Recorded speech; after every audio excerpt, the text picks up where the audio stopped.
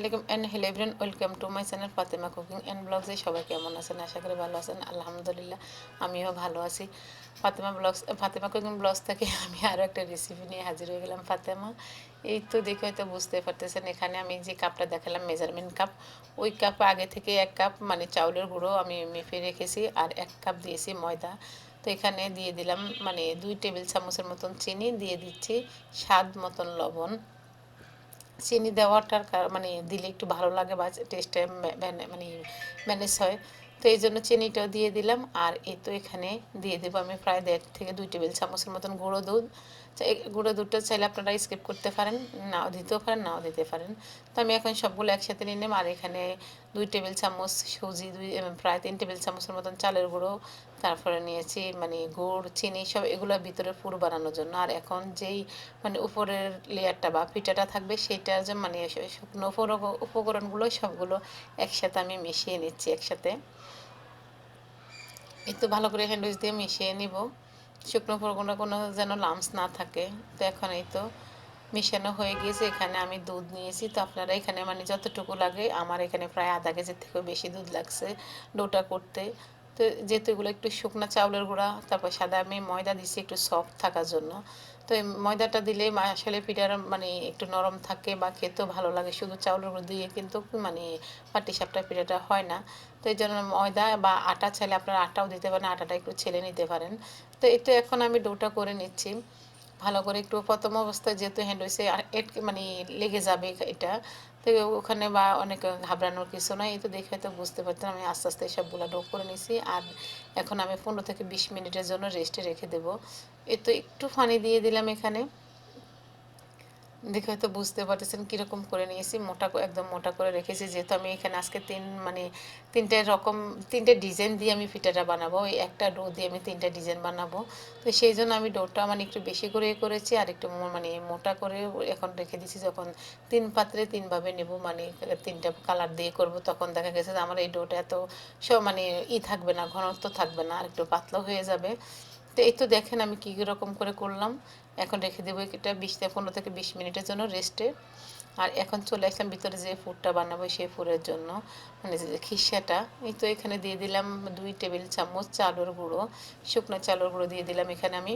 দিয়ে হালকা একদম লো আছে একটু ভেজে নেব, একটু গ্রানের জন্য হালকা ভেজে নেব, বেশি ভাজবো না। এখানে একদম লো আছে ভেজে নিলাম।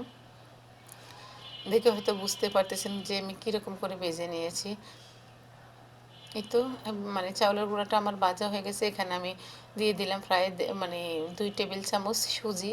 এটা আপনারা চাইলে দিয়ে মানে শুধু চাউলের গুঁড়া দিয়েও করতে পারেন। তো আমার কাছে মনে হয় যে একটু সুজি দিলে ভালো লাগে শুধু চাউলের গুঁড়ি থেকে। তো দুইটা যখন একসাথে মিক্স হয় অনেক ভালো লাগে। আর এখানে দিয়ে দিলাম আমি প্রায় 2 টেবিল চামচের থেকেও বেশি হবে, 3 টেবিল চামচ দিয়ে দিলাম গুঁড়া দুধ। দিয়ে দিলাম এখানে মানে পরিমাণ মতন বা স্বাদ মতন গুড় দিয়ে দিলাম। মিষ্টি আপনারা যে যেরকম খান।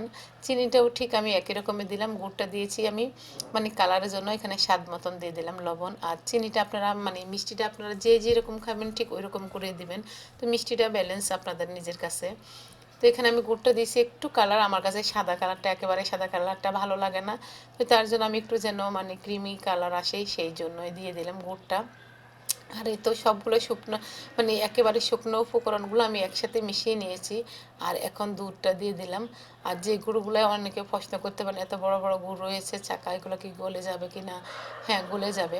তো আমার সবগুলো দেওয়া হয়ে গেছে। তো আমার কাছে মনে হলো যে একটু মানে দুধ কম হয়েছে, তা মানে গুঁড়া দুধটা একটু বেশি দিলে ভালো হবে বা খেতে অনেকটা ভালো লাগে, ক্রিমি মানে ভালো এইটা আসে আর কি, টেস্টটা আসে। তো এই জন্য আমি আরও মানে 3 টেবিল চামচ গুঁড়ো দিয়ে দুধ দিয়ে দিলাম। দিয়ে একটু ভালো করে একদম মিশিয়ে নিচ্ছি। আমার গুড়টাও আমার দেখা গেছে যে গলে যাচ্ছে, মানে দেখে হয়তো বুঝতে পারতেছেন আমার নাড়ার মধ্যে গুড়টা কিন্তু গলে গিয়েছে, বেশি নাই, হালকা রয়েছে। যেহেতু আমি এটাকে একদম মানে ছোট ছোট টুকরো করে দিয়েছি। আর এই তো দেখেন লাগতে লাগতে মানে একদম আঠালো ভাব হয়ে আসছে একদম, মানে দেখে হয়তো বুঝতে পারতেছেন। দেখে এত লোভ লাগতেছে, যখন আমি ভয়েস ওভার করতেছি তখন কিন্তু আমার তখন খেতে ইচ্ছে করতেছে আবারও। দেখে মাশাআল্লাহ ভিতরে ক্রিমটা এত মজা হয়েছে। আসলে এটা বড় কথা আছে না যে যেমন গুড় তেমন মিষ্টি। তো এখানে আমি সবগুলো যখন একসাথে মানে উপকরণ মানে উপকরণগুলো যখন সমান সমান হবে বা তখন খেতে কিন্তু অনেক ভালো লাগে। আর গুঁড়ো দুধটা এখানে একটু বেশি দেওয়ার চেষ্টা করবেন আপনারা, গুঁড়ো দুধটা দিলে কিন্তু ভালো লাগে। আমি তো এখানে ফুল ক্রিম গুঁড়ো দুধ দিয়েছি, তো আপনারা চাইলে মানে সব ধরনের যে কোনো গুঁড়ো দুধ, বাজারে ফুল ক্রিমের গুঁড়ো দুধ দিয়ে করতে পারেন। যত বেশি গুঁড়ো দুধ দিবেন ততই মজা হবে। আর এ তো আমার মানে ভিতরে পুরটা হয়ে গিয়েছে, এখন আমি নামাই রেখে দিয়েছি। আর হয়তো এখানে দেখতে পারতেছেন যে আমার ডোটা, আমি এখন এইটাকে ভাগে 2 ভাগ করে নেব। তো যেহেতু আমি আজকে মানে 3 কালার বানাবো, তো আপনাদের সাথে আস্তে আস্তে সবটাই শেয়ার করব। আর এই তো দেখেন আমি এখন মানে একটা বাটিতে আর একটু ডো নিয়ে নিচ্ছি। দেখে হয়তো বুঝতেছেন যে এখানে আমি ডোটা মানে 2 ভাগ করে নিচ্ছি, আরও মানে 1 ভাগ করতে হবে আমার। তো আমি এটা আগে করে নিই, তারপর আপনাদের সাথে শেয়ার করব যে কোনটা কী করেছি বা কীভাবে করব। এই তো দেখেন ডোটা একটু মোটা এখনও, কিন্তু আমি এটার মধ্যে একটু দুধ দিয়ে মানে ডোটা পাতলা করে নেব, বা পানি দিয়ে। আপনারা চাইলে যে কোনো দুধ বা পানি দুইটা যে কোনো একটা দিয়ে ডোটা পাতলা করে নিতে পারেন। এই যে আমার মানে ডোটা দেখেন এরকম হবে, মানে পাটিসাপটার পিঠার ডোটা ঠিক এরকমই হয়। চিতল পিঠা যেরকম আমরা বানাই এর থেকে একটু পাতলা হবে। এই তো আমার ডোটাও করা হয়ে গেছে।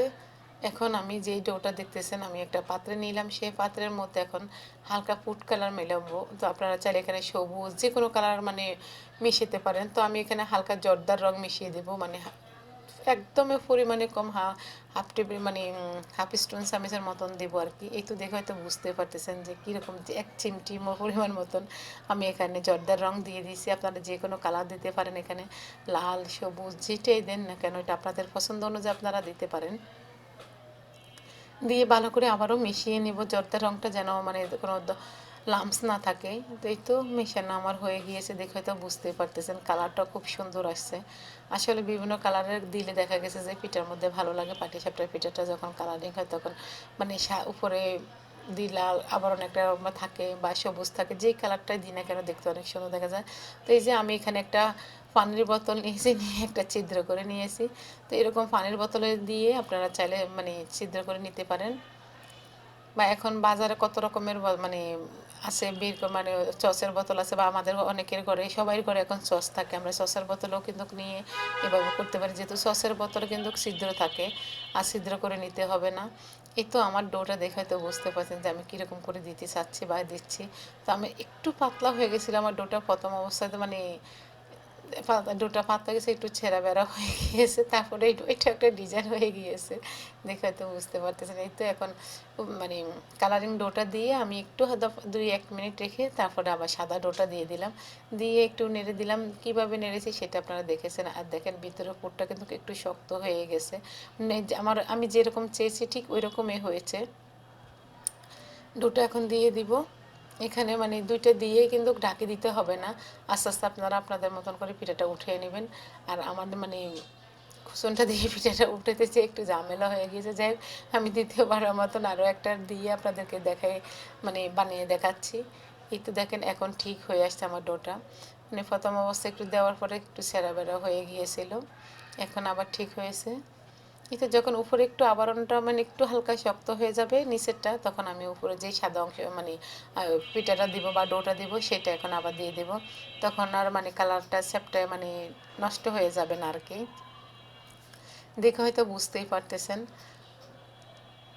যে কীরকম করে আমি বানাচ্ছি। তো এটা ঠিক আসলে এগুলা মানে আমাদের দেখা গেছে চোখের দেখা আমরা বানিয়ে নিতে পারি, বা চোখের দেখা যারা নতুন আপু ভাইয়েরা আছেন তাদের কাজে আসবে, বেচারা বা এদের কাজে আসবে। তো এই তো আমি বানাচ্ছি পিঠাটা, আপনারা দেখে হয়তো বুঝতে পারতেছেন কীরকম করে বানাচ্ছি। তো আমার মানে চ্যানেলে এই ধরনের নিত্য নতুন রেসিপিগুলো দেখতে আমার চ্যানেলের পাশে থেকে যেতে পারেন। যদি আমার ভিডিওটা ভালো লাগে অবশ্যই একটা লাইক এবং কমেন্ট করবেন, যদি বেশি ভালো লাগে ফ্যামিলি এবং ফ্রেন্ডসের মাধ্যমে শেয়ার করতে পারেন। তো যেহেতু এখন শীত, আমার চ্যানেলে অনেক ধরনের পিঠার রেসিপি আছে, আমি চেষ্টা করব আরও আপনাদের সাথে শেয়ার করার জন্য ইনশাল্লাহ। সব কিছুই চেষ্টা করি আপনাদের সাথে দেখানোর জন্য। তো আপনারা আমার পাশে যেভাবে আছেন ইনশাল্লাহ আশা করব আমার চ্যানেলের পাশে এইভাবে থেকে যাবেন বা আমার পাশে দেখে যাবেন। এই তো এখন আমি সবগুলো মানে এইভাবে পিঠাগুলো বটিয়ে মানে কাভার করে নিচ্ছি আর কি, হাত থেকে দিয়ে একটু হালকা লেগে গেছে কারণ উঠতে চাচ্ছিল না। এই তো পিঠাটা দেখেন দেখতে মাশাআল্লাহ কীরকম সুন্দর হয়েছে, তাই না? ঠিক এভাবে আমি সবগুলো পিঠা বানিয়ে নেব। এত ভালো লাগে, মানে এই পিঠাটা এরকম করে দেখতেও যেমন সুন্দর লাগে, খেতেও ঠিক আর অনেক মজা এই পিঠাটা। আমার কাছে তো খুবই ভালো লাগে। এই তো দেখে তো বুঝতে পারতেছেন যে কীরকম হয়েছে, আমার পিঠাটা দেখতে সুন্দর লাগতেছে। কিন্তু আমি আরও একটা দিব, এখন দিয়ে আপনাদের সাথে শেয়ার করে নিচ্ছি। দেখতে এত ভালো লাগে যে এটা দিতেও মানে বানাইতেও সময় লাগে না বেশি, চটপট ধুবো আর উঠাবো এরকম আর কি। যাই হোক, আমাদের মানে নোয়াখালী খোলা জালে পিঠার মতন আমরা মানে পিঠাটা মানে উপরের যে ডোটা দিব সেটা একটু নাড়িয়ে নেব। এই তো দেখে হয়তো বুঝতেছেন, মানে 2 থেকে 1.5 মিনিটের মধ্যে একটা পিঠা বানানো হয়ে যায়, এত সহজ এই পিঠাটা। এই তো, এই দেখেন আমি কিভাবে দিচ্ছি, কারণ একটু শক্ত হলে দেখা গেছে আর বের হয়ে যায় না, বা বটার সাথে যখন আমরা ভিতরে পিঠাটা যখন বটবো তখন দেখা গেছে ভিতরে ফুটটা বের হয়ে যাবে না। একটু ধৈর্য ধরে দেখে সুন্দর করে দিতে হবে আর কি। দেখে হয়তো বুঝতেছেন যে কীরকম করে আমার সবগুলো মানে পিঠা এত সুন্দর হচ্ছে, উঠাইতেও কিন্তু কারা মানে এই হচ্ছে না, এত সুন্দর করে হচ্ছে। তো এইভাবে আমি সবগুলা পিঠা বানিয়ে নেব।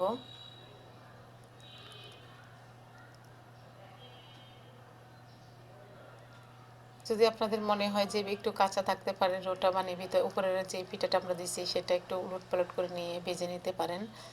কিন্তু দেখতেই পারতেছেন মাশাল্লাহ।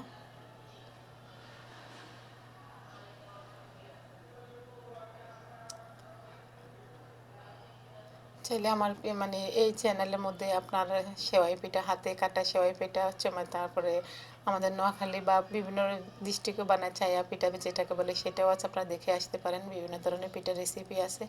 এই তো আমি আপনাদের সাথে একটা ডিজাইন শেয়ার করলাম, আর এখানে কোনো ধরনের মানে কালারিং দিব না, শুধু সাদা বানায় নিব। তো সেমভাবে বানায় নিব আর কি, হয়তো ওটা কালারিং করেছি আর এটা মানে একেবারেই সাদা, সেইভাবেই দিচ্ছি।